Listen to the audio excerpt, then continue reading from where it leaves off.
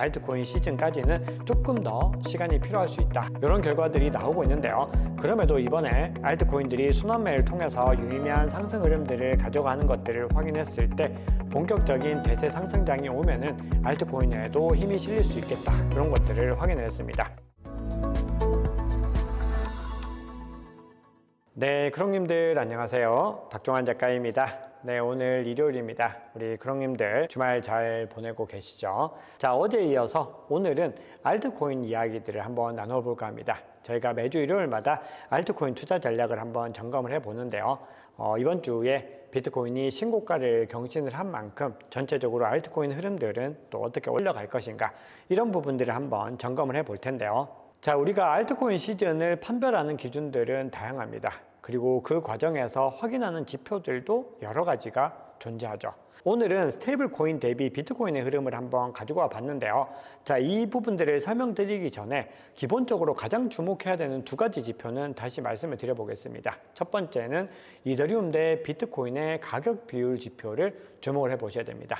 이더리움이 비트코인 가격 대비로 어떤 움직임을 보이고 있는가?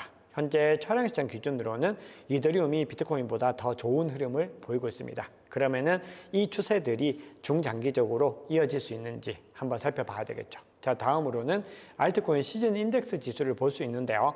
약간 다른 움직임을 보였는데 이더비트 가격 비율 같은 경우는 상승의 움직임이었지만 알트코인 시즌 인덱스 지수는 아직까지는 알트코인의 자본이 본격적으로 들어오지는 못했다라는 것을 알려줬습니다.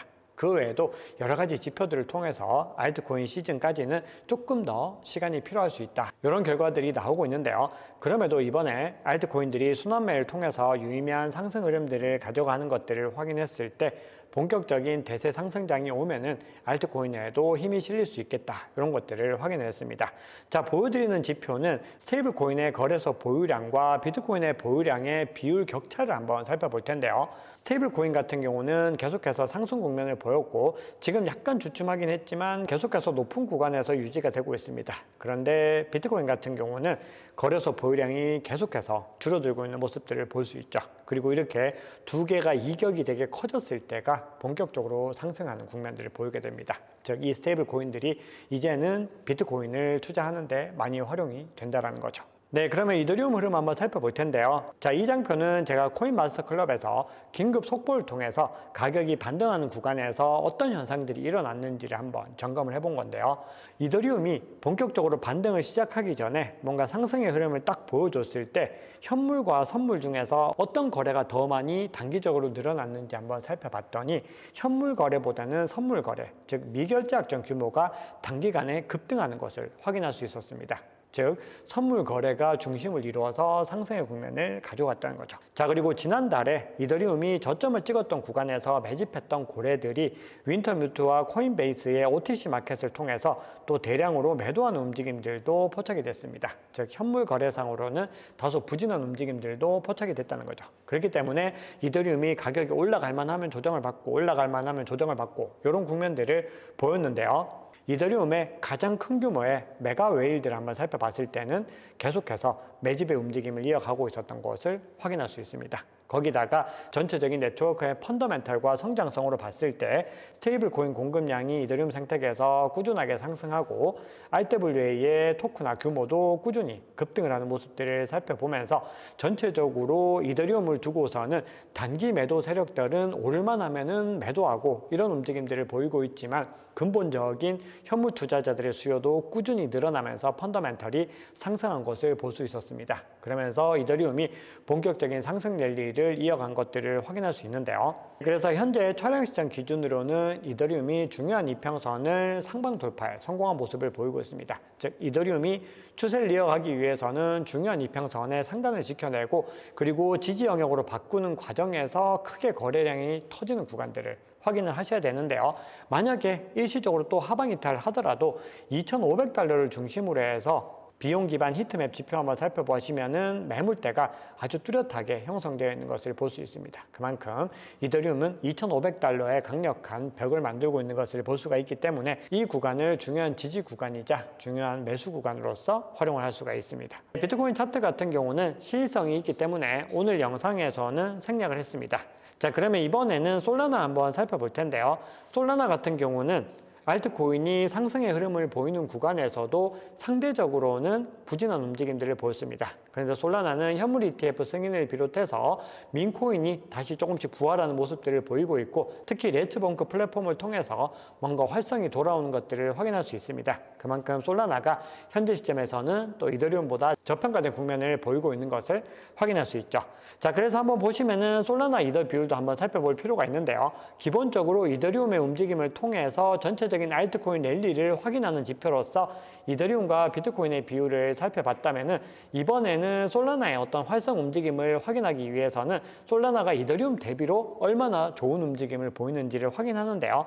자, 이 지표는 현재 검은색으로 표시가 되는데 계속해서 하락 국면을 보였죠. 자, 그런데 자본의 유입, 신규 자본의 유입 지표를 한번 살펴봤더니 오히려 솔라나에 더 자본이 유입되는 것들도 확인할 수 있었습니다. 즉, 이 얘기는 어떤 의미일까요? 솔라나가 단기적으로 침체 국면들을 이어가고 있지만 그럼에도 계속해서 펀더멘털이 증가하고 있다는 부분들 확인할 수가 있는 겁니다. 자, 그러면 메이저 알트코인 중에서는 리플을 마지막으로 살펴보겠습니다. 자, 제가 개인적인 관점에서 핵심 코인을 몇 가지 꼽는다라고 했을 때는 가장 중요한 것이 비트코인이고 이더리움, 솔라나, XRP 순서로 가게 될 텐데요. 그 외에 가장 핵심적인 코인으로 개인적으로는 수위를 자주 거론을 드렸습니다. 그리고 최근에는 하이퍼리퀴드 같은 코인들도 중요한 흐름들을 가지고 가고 있지만 아직까지는 조금 더 상대적으로 검증해야 될 부분들은 더 있죠. 그럼에도 이번 시즌에 가장 주목해야 되는 알트코인으로 손꼽히고 있는 코인들입니다. 그 외에도 중요한 알트코인들을 뒤에서 큰 카테고리별로 한번 정리를 해볼 텐데요. 메이저 알트코인 중에서 마지막으로는 XRP를 한번 살펴보겠습니다. 자, XRP가 어떻게 보면은 다른 알트코인보다 가장 광대하게, 뭔가 가장 거대하게 사업을 추진하고 있다, 이렇게 볼 수가 있는데요. 은행 인가와 연준의 마스터 계좌를 신청을 했습니다.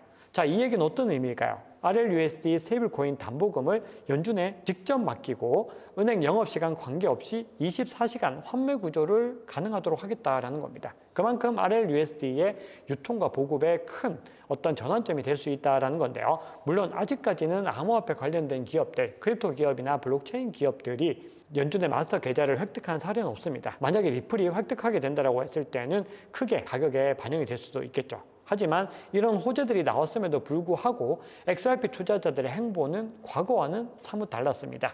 과거 같으면 수십 프로 급등했어야 되는데 상승폭이 제한적이었다는 거죠. 자, 그 이유는 기관 판매의 경우는 증권성이 있다는 판결이 존재하고 있고, 이로 인해서 은행 지위를 얻게 되더라도 기관 대상의 XRP 판매는 제한적이지 않을까, 이런 분석이 나오고 있는 겁니다. 즉, RLUSD와 XRP 사이에서 어떤 시너지를 발휘하게 될지에 대한 부분들이 아직까지도 커뮤니티에서는 여러 가지 의견들이 엇갈리고 있다는 걸 방증을 하는 거겠죠. 하지만 유동성 자산의 측면에서 XRP는 계속해서 XRP 레저의 성장과 그리고 RLUSD의 성장과 궤도를 같이 할 것이다, 이렇게 생각을 하고 있습니다. 자, 그리고 이런 흐름에 발맞춰서 이더리움 네트워크에서 RLUSD 공급액이 꾸준히 증가하면서 상승의 국면들을 이어가고 있습니다. 즉, 스테이블 코인 펀더멘털이 계속해서 강하게 나오고 있고, 성장률 측면에서도 모든 스테이블 코인 중에서 가장 가파른 움직임들을 이어가고 있습니다. 네, 이렇게 중요한 알트코인 한번 정리를 해봤는데요. 자, 마지막으로 우리는 어떤 코인들을 집중을 해야 될까? 이 부분들을 몇 가지 분류를 해보겠습니다.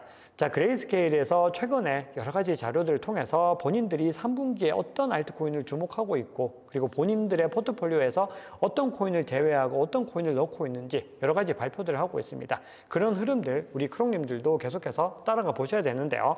최근에 그레이스케일이 AI를 갖다 넣어가지고 전체 암호화폐 섹터를 6가지로 분류를 했습니다. 그 중에서 첫 번째는 비트코인을 비롯해서 비트코인 캐시, XRP 같은 코인들은 커런시로 분류를 하고 있는데, 사실 XRP 같은 경우는 요 중간 정도 궤도에 위치한다고 볼 수 있는데, 두 번째가 바로 스마트 컨트랙트 플랫폼입니다. 대표적으로 이더리움이나 솔라나, 수이 같은 프로젝트들이 다 포함이 되죠. 그리고 세 번째는 파이낸셜, 디파이 영역이 주목을 받고 있습니다. 여기에도 대표적으로 이런 코인들이 있다라고 그레이스케일에서 언급을 하고 있습니다. 그 외에도 소비자 그리고 문화적인 부분들에서 NFT나 게임과 관련된 프로젝트들이 포함이 되고 있고요. AI에서도 대표적인 코인들이 포착이 되고 있습니다. 마지막으로 유틸리티와 서비스라고 해서 인프라 차원에서 적용되는 여러 가지 프로젝트들이나 이 분류들에 들어가지 않는 여러 가지 유틸리티, 뎁들이 이 분류에 포함이 되고 있는 것을 볼 수 있는데요. 개인적으로 이런 분류에서 조금 더 좁혀서 이번 시즌에 주목해야 되는 것은 4가지 정도로 크게 분류가 될 수 있다고 생각을 합니다. 첫 번째로는 우량한 레이어 1을 여전히 주목하셔야 되고요. 펀더멘털이 확고한 디파이와 RWA 섹터 코인들도 꾸준히 주목하셔야 됩니다. 자, 그리고 그 외에도요. 트럼프 관련된 코인들, 미국 관련된 코인들이 대세 상승장이 다가오면 다가올수록 더 많이 부각이 될 수 있습니다. 그래서 내러티브 관점에서도 계속해서 모니터링을 하셔야 되고요. 마지막으로는 저평가된 코인들도 주목해 보시면은 수익률을 향상시키는 데 도움이 될 수 있습니다. AI나 메이저 민코인 같은 경우 서서히 활력이 돌아오고 있는데 이런 코인들 다들 관심이 없을 때 소량 매수를 하시면은 수익적인 관점에서 도움이 될 수 있다는 거죠. 그런데 주목해야 되는 것은 이런 코인들이 정말 많이 있지만 궁극적으로는 본인의 포트폴리오 관점에서 가지고 가시는 것이 중요합니다. 결국은 우리가 모든 코인들을 동일한 비율로 담아서도 안 되고 우후죽순 담아서도 안 됩니다. 내가 소화할 수 있는 만큼의 알트 코인들을 적정한 비율들과 적정한 분류를 통해서 자산 배분 전략들을 가져가셔야 된다는 거죠. 네, 오늘 준비한 얘기는 여기까지입니다. 우리 크롱님들 남은 주말도 잘 보내시고요. 날씨가 굉장히 더운데 건강관리도 잘 하시기 바랍니다. 이 컨텐츠는 우리 크롱님들과 같이 만들어가는 컨텐츠입니다. 궁금하신 부분들이 있으시면 댓글 많이 남겨주시면 우리 크롱님들의 궁금증을 속 시원하게 풀어드릴 수 있도록 하겠습니다. 내일 크롱님들의 행복한 투자, 성공 투자를 응원합니다. 지금까지 박 작가였습니다. 감사합니다.